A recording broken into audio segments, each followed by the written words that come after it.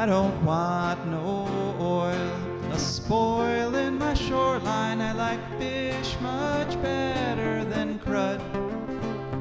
I like birds and things a creeping and crawling. Won't trade no more oil for blood.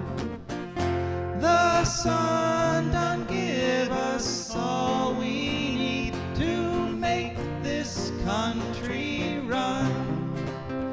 But that black demon oil's got us fussing and fighting, and I do believe it's time we was done. I don't want them nukes run by them kooks who think radioactivity is fun. No more three-headed frogs or kids with leukemia. Nuclear power ain't fit for a dog. The sun done give us all we need to make this country run. But that nuclear power's got us fussing and fighting, and I do believe it's time we was done. No nukes! Good morning, Toledo, and good morning, Bowling Green, and good afternoon, Columbus, and hello to everyone on the internet, wherever and whenever you are.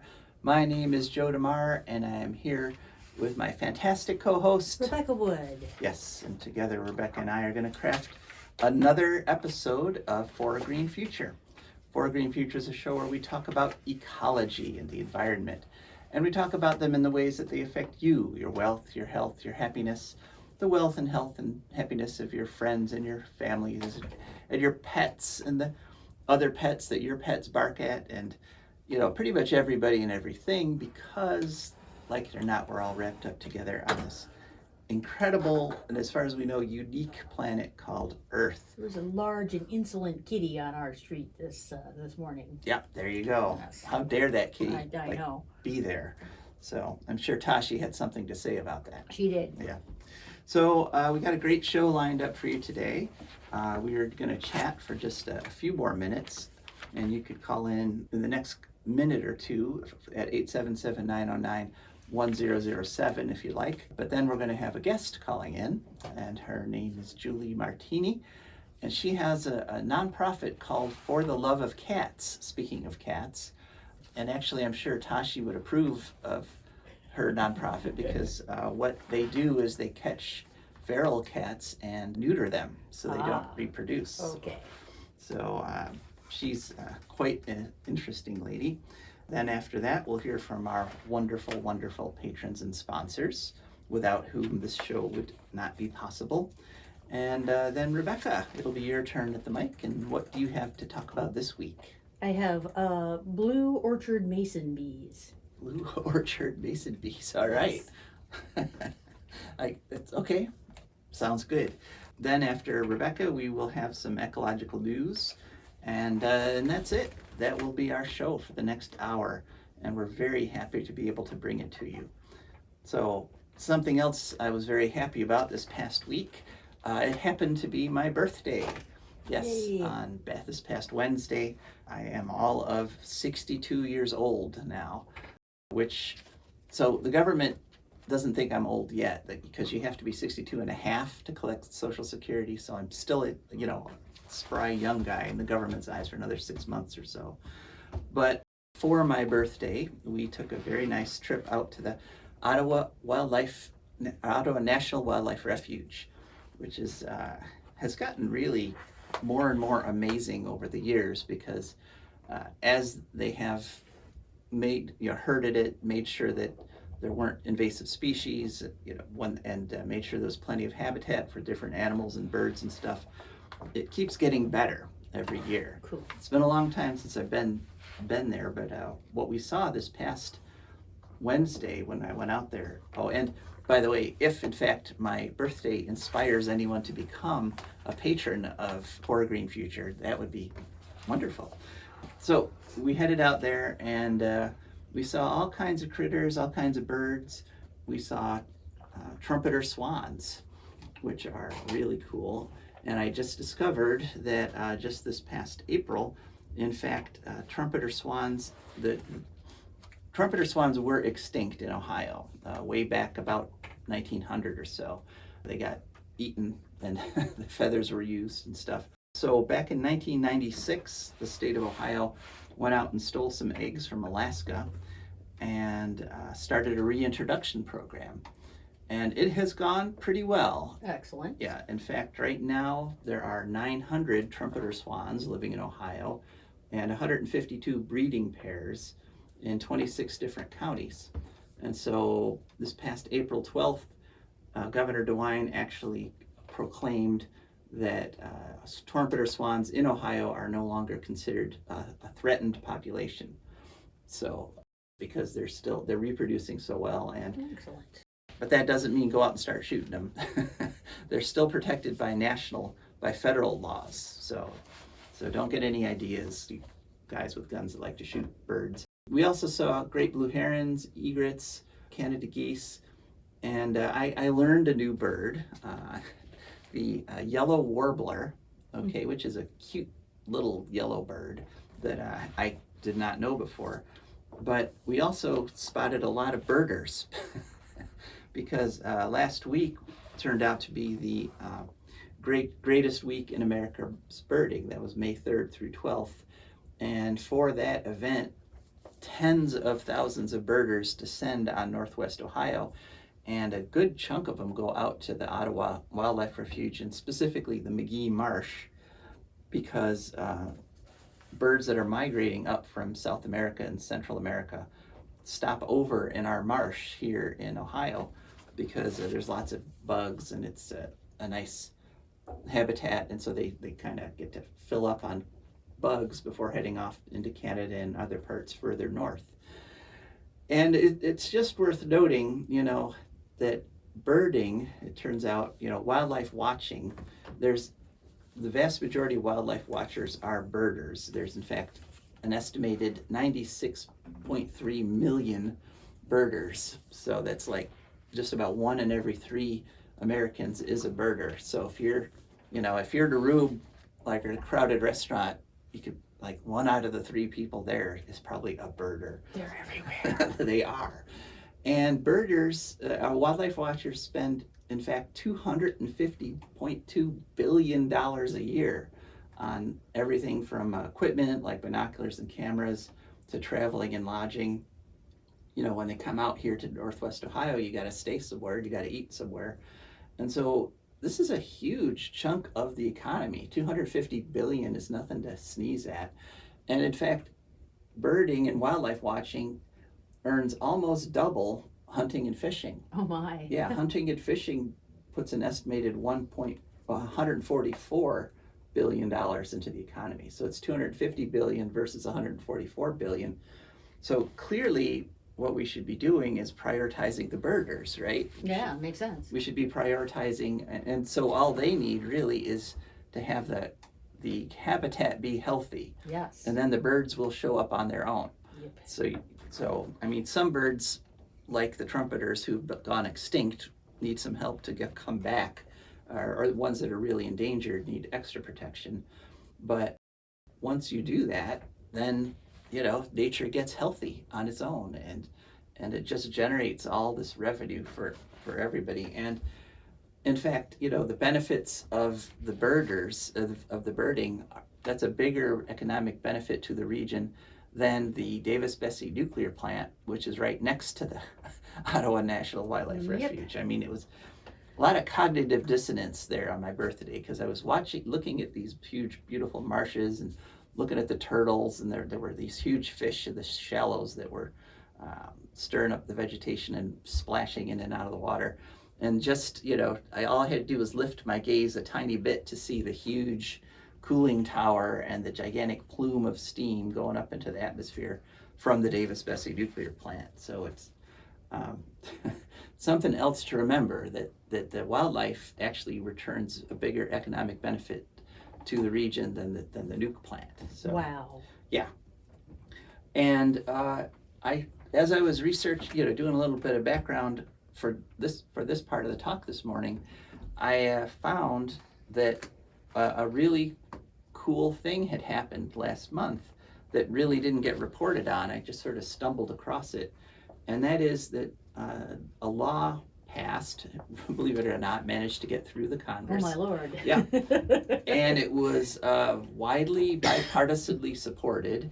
And this law is called the Neotropical Migratory Bird Conservation Act, Oh my goodness. or they call it the NMBCA.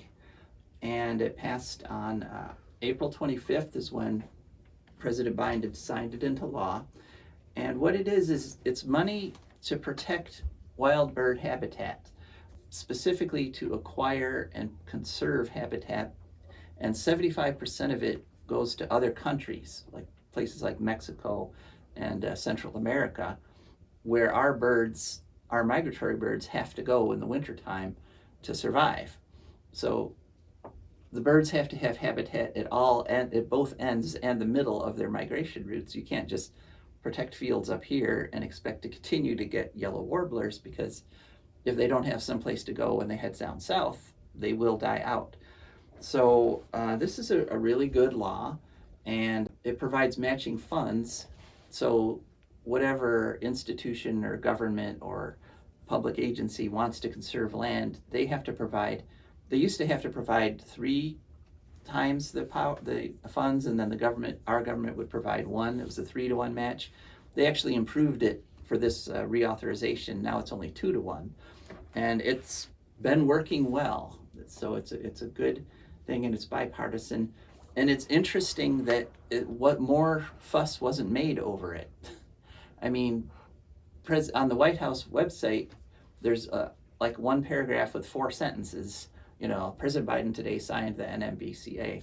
And you'd think this would be something everybody would be crowing about. Haha, no pun intended.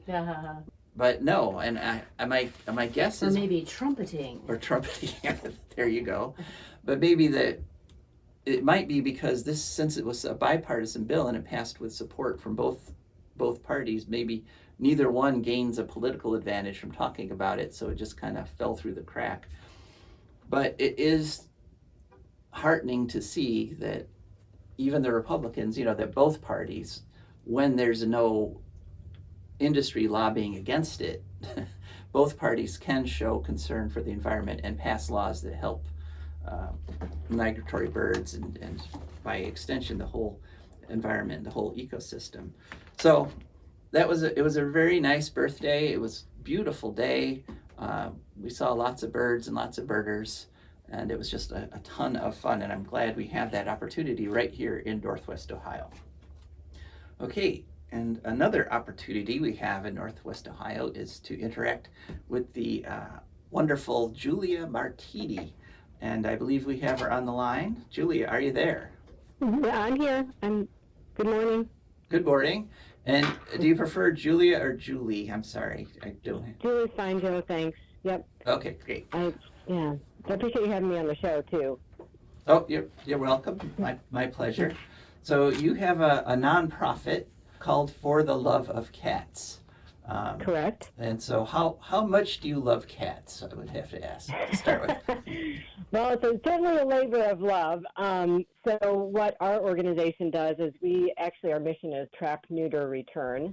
Mm-hmm. So we are helping to control the overpopulation of feral, stray, abandoned, homeless community cats.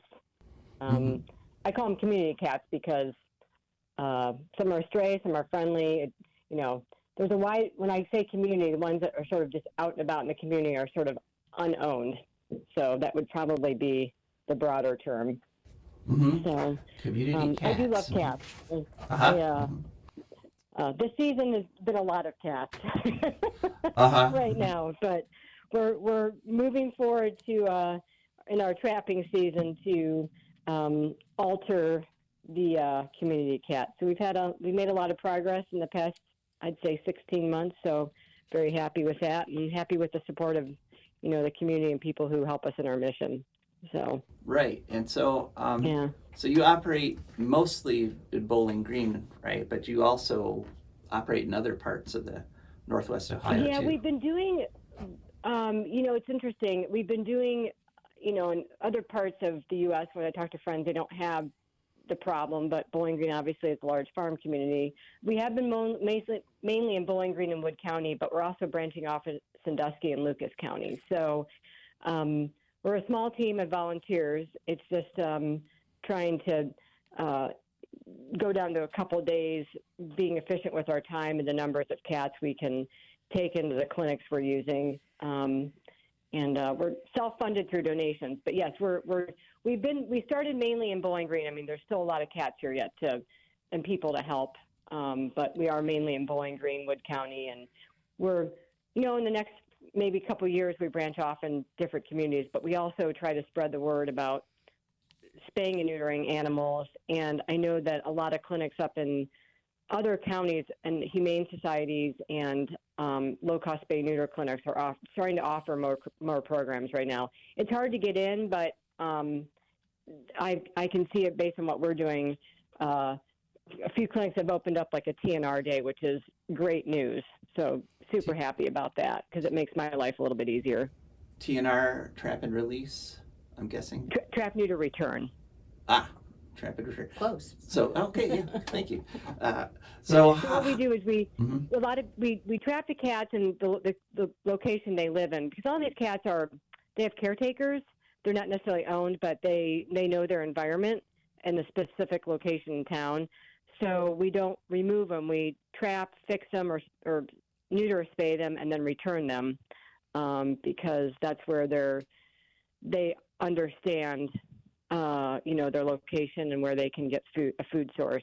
A lot of the stuff we're doing right now, like I said, they're colonies, so we have caretakers taking care of these, colonies of 10 to 40 cats. So. Wow. So how exactly do you trap them? I mean, I don't think there's any cats listening, so you're not giving away any secrets. So we use live. We do it the humane way. We use live traps. We bait them, and we cover them up. We typically, it's warm now, so we do it mainly in the late evenings, and then they're taken in the mornings to get fixed, and then they were released the next day, let them recover. Mm-hmm. So we're using live traps. So we don't use the traps that you can buy just at farming store, but we have some better traps that are a little more efficient and work better. So that's been those we've learned a few lessons along the way. So do they work on the same principle that are the ones you might buy with like the spring-loaded door that shuts after they go in for bait? Yeah, okay. Some of the harder to catch cats, we also use drop traps because when you're doing big colonies of, let's say, 50 to 60 cats, and you always have those last few that are too smart and they know better, we do have to use drop traps. It sometimes is a challenge when you get down to the last 10 cats in a colony. Mm-hmm. It just takes a little persistence, and but yeah, we have that going on right now with a couple of tomcats, but we're not giving up. Okay, yeah, I guess you have to be careful not to create like a race of super trap-resistant cats there. So yeah, okay. Cats are not. Cats are very smart animals. Once they see their friends going in there, they quickly find out that's or realize. So, but it takes a little bit more waiting, and there's times that we set a trap. We're there for several hours trying to get, because when you get in larger colonies, someone goes back to my ear tipping. Someone asked me why we tip the ears. If you're working with a colony of large cats, the only way to show the ones that are altered are by the ear tip. Which means and that's done when they're under anesthesia, and they take off a very small part of the left ear. Mm-hmm. But that's the only way when you're dealing with these large colonies of untouchable cats is to notice who is fixed and not fixed. Okay, so if you see a cat with a little bit of tip taken off their left ear out in your neighborhood, you can know that's a cat that's not going to be reproducing. So you can. Yep, that cat has been altered, and they are community. Well, I use the community cats are a broad term, but they are altered cat, correct? Right. So you could feed them without fear of like making the feral cat problem worse. I'm sorry.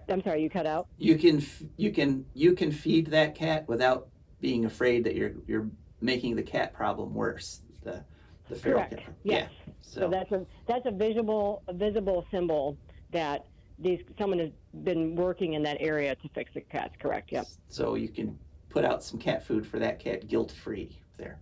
Okay.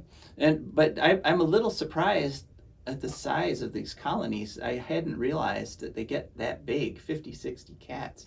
What's the environmental impact of a colony of feral cats that size? There are environmental predation and spread of diseases, and especially farms affecting livestock.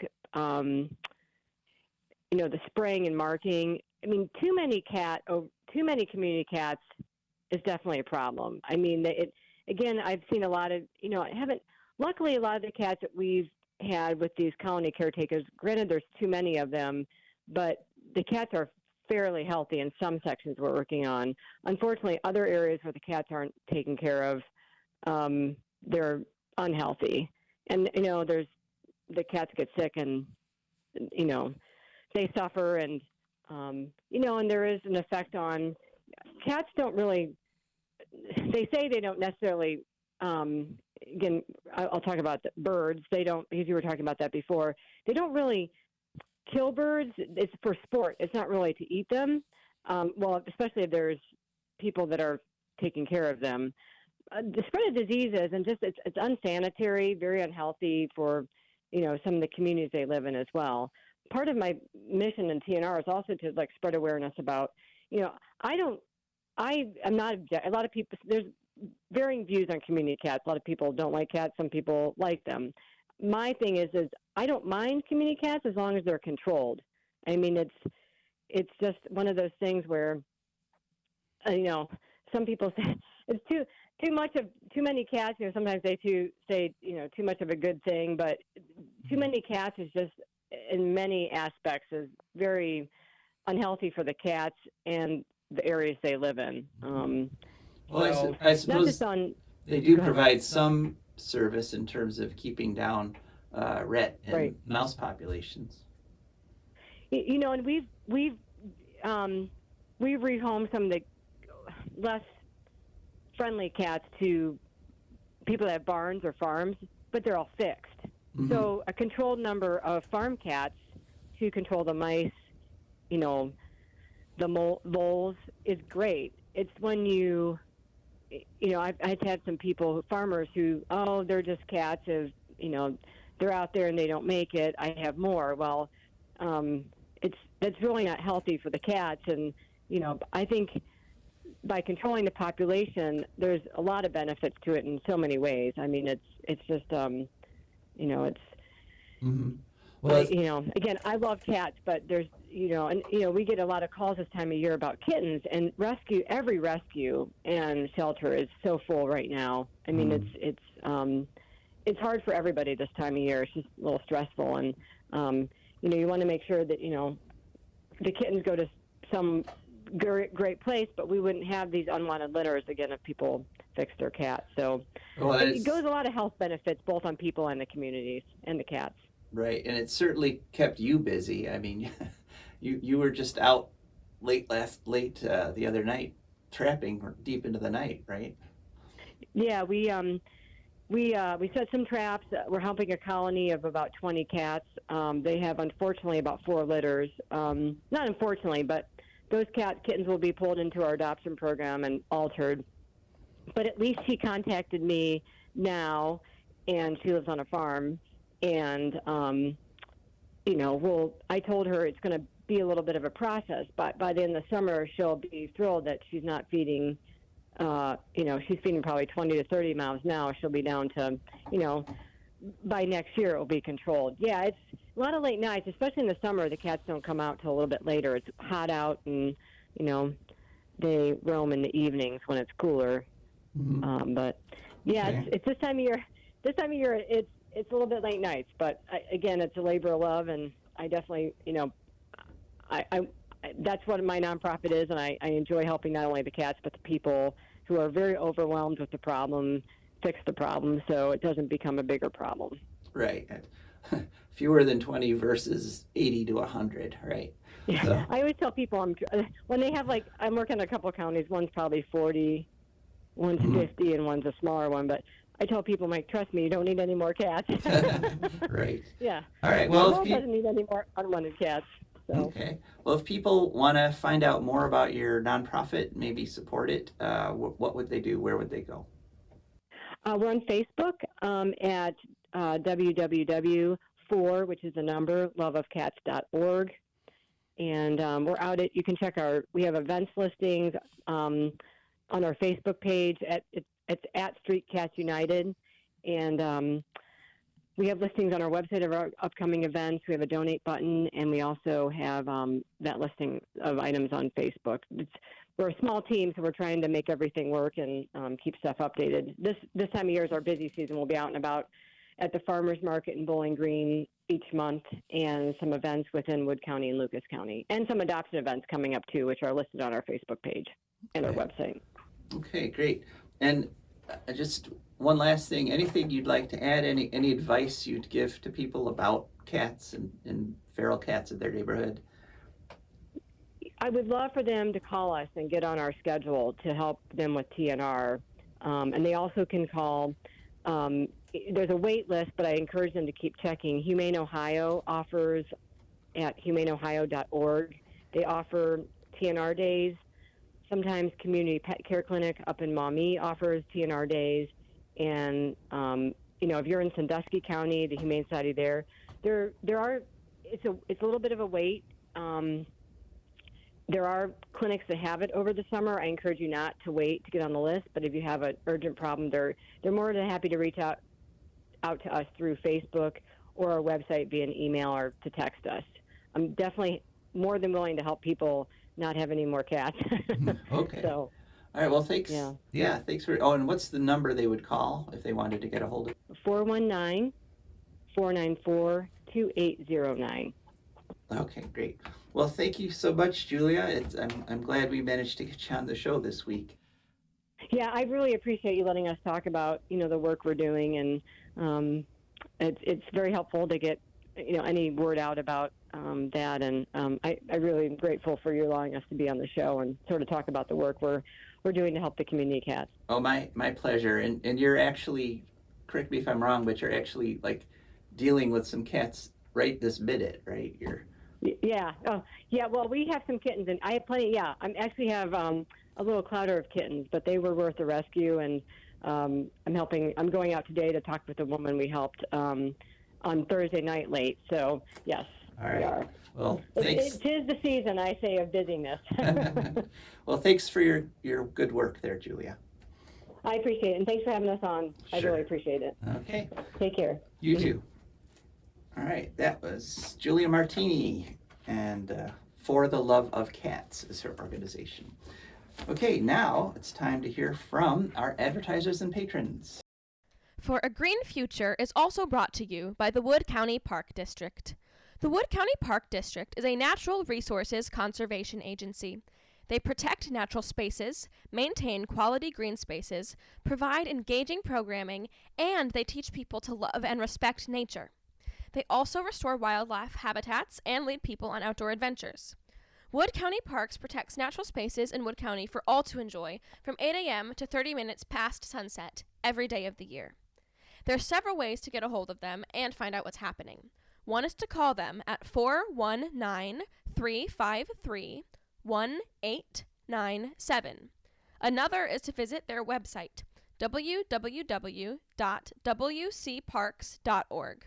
The website again is www.wcparks.org. They are also available on all social media, Instagram, Facebook, Twitter, and many others. Just search for WC Parks. That's the Wood County Park District, and we're very grateful for their support. All right, and we are also very grateful to our patrons. And patrons are wonderful people who've gone to patreon.com. That's Patreon. And they searched for a Green Future, and there up popped our Patreon page. They looked at all our cool pictures at different membership levels. They picked a membership level that matched their budget, or they created their own membership level. You can actually do that pretty simply. And so for those people, every month a little bit comes out of their account, comes over to us, and that's how we could afford to bring you this show. And as I said, if my aging, like my birthday, inspires you to, maybe you've been meaning to do it, and I was like, oh, maybe I'll do it for Joe's birthday, add a little note there when you subscribe, and I'll get back to you with a thank you, and thank you in advance. So, okay, now something else I'm thankful for is Rebecca is part of the show. So Rebecca, what are you up to today? Okay, well, tomorrow actually is Monday is World Bee Day. World Bee Day. Wow. Okay. Yeah, it is the birthday of Anton Jansa, who is the pioneer of modern beekeeping. Huh. I guess he sort of standardized some procedures or something, or Maybe he designed those fetching out beekeeper outfits. Maybe, yeah, that could be it. I don't know. But yeah, and for this year, the theme is B-E-E, engaged with youth. Okay. which has the aim of encouraging and involving young people in beekeeping, pollinator conservation efforts, and recognizing them as future stewards of the environment. So, yeah, according to USGS.gov, there are 4,000 species of bees, and Ohio has 500 of them. Nice. Very nice. 500, who knew? I just look at it and see bees. That's all I really think about. Well, I need to look harder. So one of those is the mason bee, which is they're all in the it's in the genus Osmia, family Machillaceae. And it uses mason bees. What makes them distinctive is that they use mud and other substances to make nests in small, dark cavities, which can include stone, wood, or hollow stems of grass even. But they're not like carpenter bees. They can't actually dig holes in wood. There are 300 species of mason bee found across the northern hemisphere. Oops. And including the orchard mason bee or blueberry bee, which, let's see, Osmia, there's two of those, Osmia lignaria and Osmia ribiflorus are native to North America. So those are the two kind of orchard mason bees you might find in North America. So if you see a bee with a tiny little trowel, then yeah, that's a mason bee. No. Clearly, yeah, they have itsy bitsy trowels, and no, they don't. Okay. Osmia lignaria is used for early spring flute bloom pollination. By people maybe like my fruit farmer relatives up in Michigan, possibly Dale Miller Farms, and they have a eastern and western subspecies. And there have been attempts to relocate them to other areas, but they need winter for the reproductive cycle. So you can take like a hive down to pollinate someplace that doesn't have winter, but you got to bring them back at some point. They're used by being tricked into emerging early for the almond bloom in particular. They're popular for the almond bloom, and ecologically speaking, they've got trouble going on with habitat loss from cities and the monoculture in the country. Let's see, climate change, invasive species. They also have very short, they have low reproductive rates and a small range, which is always a problem. Oh, pesticides too. Pesticides aren't good. I remember, I've read some books where they talked about Appalachian death customs, and one of them is you're supposed to tell the bees that their owner has died, or they'll all fly away. Yeah, go out to the hive. Yeah, you gotta put a little black ribbon on the hive, and say something about somebody's your owner's dead and gone, so don't go away. Just something like that. I forget the exact words, but yeah. Oh, okay. Yeah, okay. Well, that's cool. Yeah. So, I have I'm growing native flowers around my house, like coreopsis and things, and I noticed that different bees like the native plants more. That you don't see as many of just the European honeybee, you see lots of different sizes and shapes of bee. Makes sense. Looking at those going into those native flowers. So that's cool. All right, well, thank you very much, Rebecca. I guess a lot of the native ones also from to North America also have sort of a blue or green tinge to them. Ah, okay, so they're bluer. Okay, cool. Yep. All right, so now it's time to go on to ecological news. And we got a fair number of stories here today. And we're going to start out with a good news story. And this is, and I'm going to bemoan again the the movement towards long titles, okay? Since the internet came along, they've realized they no longer have to conserve ink, so titles have gotten longer and longer. Oh This boy. is the first title that's 2 full sentences that I've seen, though, but here it goes. Popular Mechanics, March 13th. A tiny town is betting on a sand battery to heat homes. It could revolutionize energy. And this was, like as I said, in an article in Popular Mechanics. And it's talking about the city of Pornainen, Finland. And they have built a municipal sand battery. Okay. Yeah, and we've talked about sand batteries before. This is a technology that was actually developed here in the United States. And if you go back, I believe it was back in the January, we had on our show one of the engineers who developed sand batteries. And basically they're just silos filled with sand. It's called particulate storage. And you heat the sand up when you've got lots of wind and solar energy. And so now you've got stored energy when there's not a lot of wind and solar. And So it's just basically hot sand? yeah, It that's stays hot for a long time? for a long time. Alrighty then. You could, you could store that heat for almost a year Oh my goodness. without losing a significant amount of the energy. Oh, that makes sense. So, so there's a company. This is the first company that's commercialized sand batteries. It's called Polar Night Energy in Finland, and they made headlines last year with the first commercial thermal battery storage, and that was a 100 kilowatt system.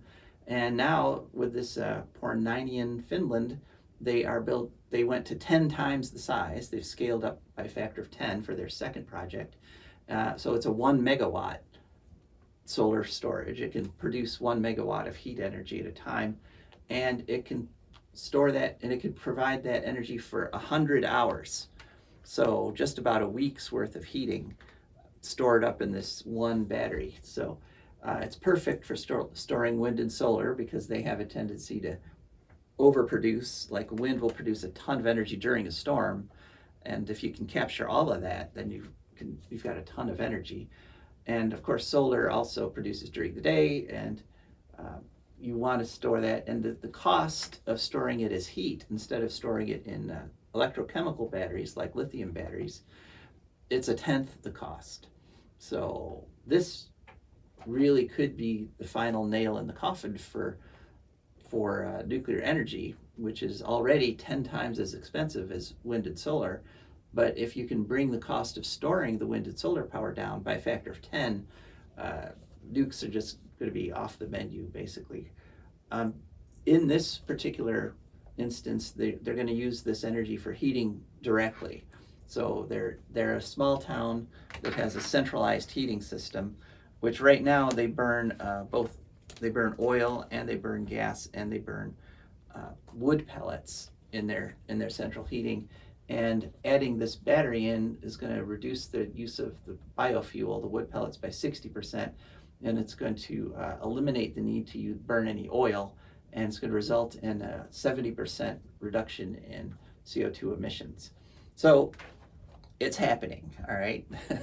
As we say over and over again, there's no technical reason, there's no need to develop new stuff for us that is preventing us from going to 100% renewables, and these kind of thermal particulate storage heat batteries is just one of the ways that we can do that. Cool. Okay, so now unfortunately we have some not so nice news, and this is a study that was in an article by thedriven.io, which reported on a study done by a think tank. And what the study did, well, here's the title: nearly all major car companies are sabotaging EV transition, and Japan is the worst, as a study reported on May 14th. And basically what happens is that the car companies are spending a ton of money, hundreds of millions of dollars, lobbying to prevent electric vehicles from being like transitioned over to. So they, like, there's an example in Australia. They were going to have a requirement that 60% of cars be electric vehicles by 2029, and so they lobbied and got that reduced to 50% by 2029. Tesla, of course, is the one exception. Tesla is actually encouraging electric vehicles, but all the other automakers are trying to discourage it. Toyota is the worst, and they did a survey. They looked at the public records on lobbying for 15 automakers and 7 regions, and those regions are Australia, the EU, Japan, India, South Korea, United Kingdom, and the US. And in all those places, automakers are fighting the transition to EVs. Another way that they're fighting it is they have reduced their planned production of EVs, of electric vehicles. Of the 15 automakers they surveyed, only Tesla, Mercedes, and BMW are sticking to high EV production levels that it would allow them to match the goal of having a 1.5% warming by 2050. All the rest have said that they're going to produce at too low a level to meet those goals. And the worst is Suzuki, which is only going to produce 10% of the EV vehicles needed to match what is required to reduce our carbon emissions. Transport is actually the largest global greenhouse gas emitter, largest sector of the economy. That produces 29% of the CO2 that's going into the air. Next comes electricity production, that's 24%. Then comes industry, factories and so forth, that's 23%. Then it's commercial and residential, that's your house and mine, 14%. And finally, agriculture is just 10%. So cutting the emissions in transport will obviously have the biggest impact on global greenhouse gas emissions. So it's really worrisome that the automakers have done this trend. And the third way that they're trying to slow the transition to EVs is they are continuing to push the production of SUVs. The anti-EV market, the anti-global warming car. Yeah. SUVs get terrible gas mileage, and they are actually, most of the automakers, if you sum it up, they're projecting to increase the production of SUVs by 2/3 rather than decrease it. And SUVs by themselves caused 1/3 of the growth of fossil fuel demand. So question, what do you think about the new Tesla? There's been a lot about it on social media, mostly making fun of it. You mean the Cybertruck? Yeah. Yeah. Well, obviously it's easy to ridicule it because it looks so bizarre. Yes. But it's better than buying an SUV in terms of almost anything is. Yeah, exactly. According to my, and I drive the Wonder Van, the plug-in hybrid, which can haul more than an SUV and can seat more people more comfortably than an SUV. So so there's lots of options now. So you don't feel like, even though Teslas are still the best selling EV, they're not your only choice. So if you can't picture yourself in a Tesla, picture yourself in some other sort of EV. You picture yourself and all your friends are standing around laughing and pointing. Right. Yeah. So it's a question of aesthetics. So Yes. there will always be people who love that look. So Go. you people go out and buy a Tesla. For everybody else, go out and buy some other sort, but don't keep buying these huge gas-guzzling SUVs. Exactly. It's literally destroying the planet. So that's my rant on that. Okay, and related. Okay, next story. we're going to the Energy News Network, and this was a story that came out on May 15th. And it is, again, another huge long title. As Ohio clamps down on clean energy, recent changes make it easier to force landowners to allow oil and gas drilling. And What? yeah, I know. In fact, that title is almost as long as the article. Yeah. But what the article talks about is something called unitization, which sounds wonderful, doesn't it? Unitization. But what that actually is forcing landowners to allow oil and gas drilling on their property, whether they want it or not. And this is, of course, being pushed by... Which I would think would also bring the price way down if you have to give it to them anyway, you know? Yeah, well, I mean, there's lots like especially fracking is going to affect your property values. I mean, fracking, as we know, kills birds. It reduces population by like 30%, and it often contaminates neighboring well water, and often contaminates neighboring streams and rivers, and it's really just a nasty thing, environmentally speaking.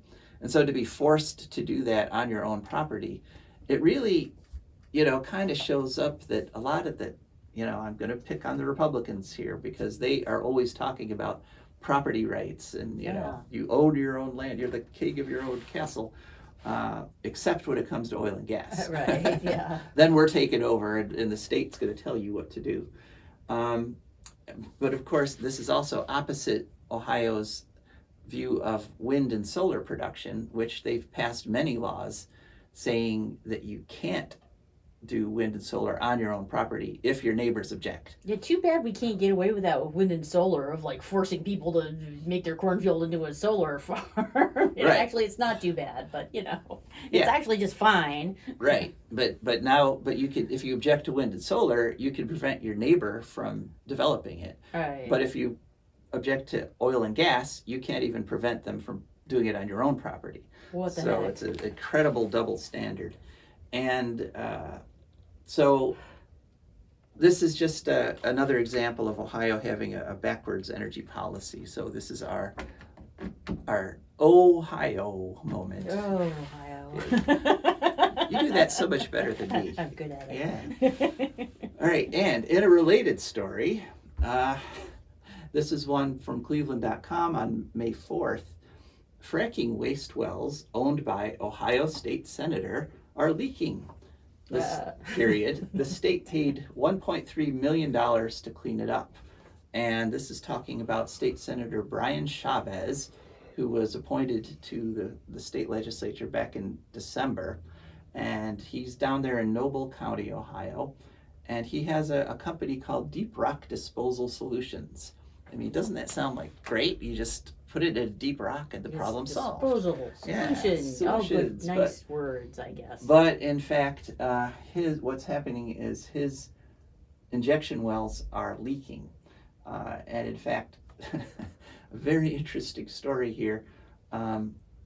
He had a well, and what happened is the fracking waste he pumped into that well popped up and started spraying out of an oil production well. Oh, double plus on good. In fact, all the oil production wells in a 5-mile radius started spraying these streams of fracking waste, toxic fracking waste, directly into the air. Oh, lovely. Yeah, the estimate is 362,000 gallons of it, and it killed 450 wild animals. Oh my God. And this affected 5 different production wells in the 5-mile radius. And the thing about this one is they tracked the waste back to his injection well, right? But the production wells are owned by completely different companies. And so the Ohio Department of Natural Resources is suing the production well owners for the pollution and not Senator Chavez. All right. Even though it's his fracking waste that's spraying out of their wells. And So it's kind of polluter versus polluter here. it's polluter versus polluter, but they've picked the wrong polluter. Okay. These wells were just Yeah. sitting there. They were dormant. They weren't being pumped. They were just sitting there waiting for gas prices to change, and so it would be economical to use them again. And the fact that all this fracking waste migrated 5 miles, you'd think the fines, the recovery costs would be applied to the state senator. You really think so? Personally appointed by Governor DeWine, but instead it's not. And the Cleveland.com asked Senator Chavez for a response to this, and he just gave this response, which was just a ton of right-wing gobbledygook, and it literally didn't say anything about the poison or the problem. It just said a whole bunch of anti-environmentalist stuff, which had nothing to do with the fact that his wells have poisoned a 5-mile area around them. So shame on you, Governor Chavez. Shame on you, Governor Chavez. Okay, and speaking of dirty deals between Republicans and oil industries. Wait a minute, you said is he governor or state senator? Oh, did I say governor? You said governor. Maybe he's going to be governor next. Maybe There that you was go, a probably. future Lovely. Freudian slip. Wonderful. But no, you're right. State senator. Thank you. Shame on you, State Senator Chavez. Yep. Okay. Next story. This is one that did make the national news last week, and I had meant to talk about it a little bit last week, but we ran out of time. And that is Trump's bribe for the oil industry. I mean, did you hear this story on the mainstream news? No, what was it? Back in April 11th at Mar-a-Lago, Trump had hosted a meeting with 20 oil executives, and they included executives from Chevron, ExxonMobil, American Petroleum Institute, and he said to them from the dais, out loud, usually this is the stuff that's whispered in the back room, but he just got up there on the podium and said, look, you guys give me $1 billion and I will reverse all the environmental regulations covering oil and gas drilling. Oh, lovely. Yeah, just straight out, give me $1 billion and I will give you what you want.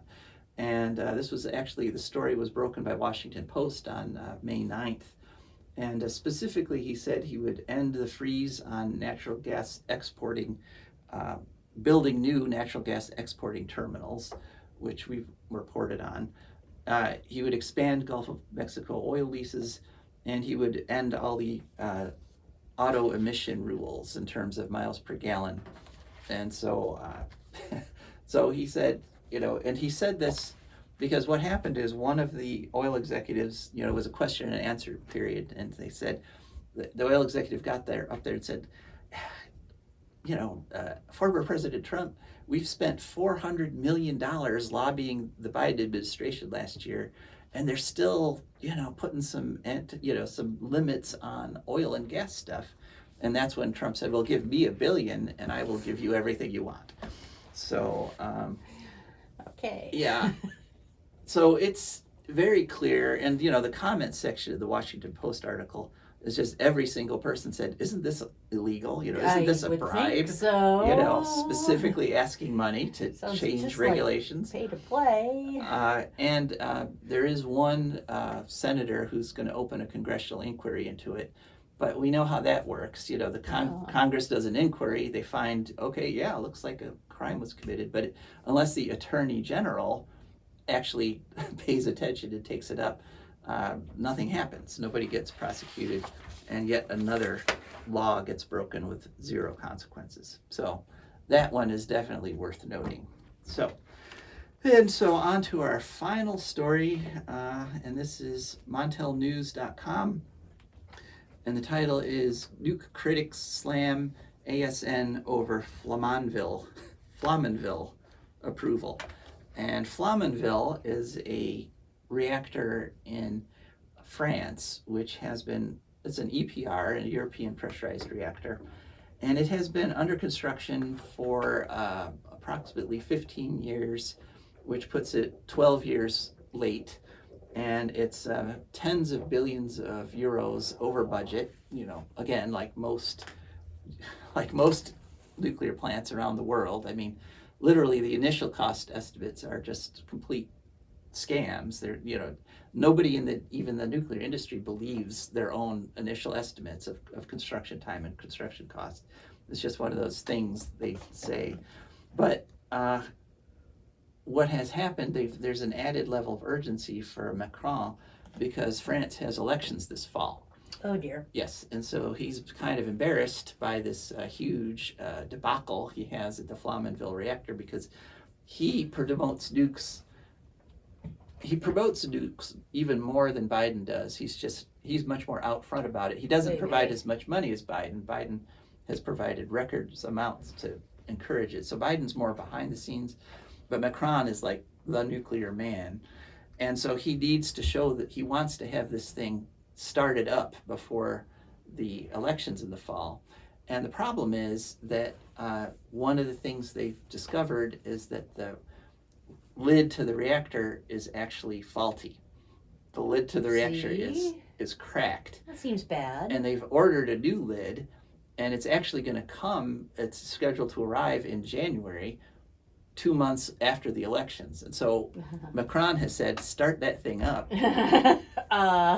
Even though you have a cracked lid. No, seriously, you need a lid without a crack. but he's saying the lid is probably going to last. It'll last, probably, yeah, until the next scheduled shutdown. So, of course, as soon as the reactor starts, the entire multi-ton lid becomes radioactive waste. And so, even if it doesn't fail in the couple months that it's going to be the functioning cracked lid, it still, causes lots of environmental problems. Anyway, Greenpeace and everybody's all upset about it, and Macron, though, is pushing ahead. So shame on you, France. That's it for our show this week. Thank you so much for listening. We will be back again next week. This is Joe DeMare and Rebecca Wood, and we are signing off.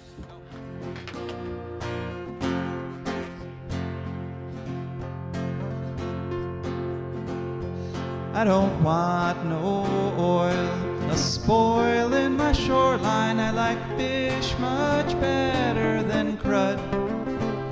I like birds and things a creeping and crawling. Won't trade no more oil for blood. The sun done give us all we need to make this country run. But that black demon oil's got us fussing and fighting, and I do believe it's time we was done. I don't want them nukes run by them kooks who think radioactivity is fun. No more three-headed frogs or kids with leukemia. Nuclear power ain't fit for a dog. The sun